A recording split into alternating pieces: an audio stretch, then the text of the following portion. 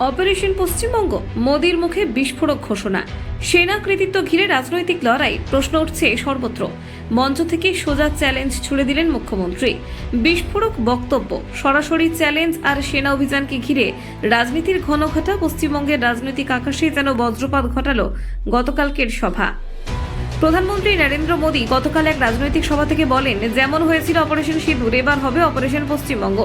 এই মন্তব্যে চমকে উঠেছে রাজনৈতিক মহল। কিন্তু এখানেই শেষ নয়। মুখ্যমন্ত্রী মমতা বন্দ্যোপাধ্যায় এই মন্তব্যকে তীব্র আক্রমণ করে বলেন, সেনার সাফল্য নিয়ে রাজনীতি করলে বরদাস্ত করা হবে না।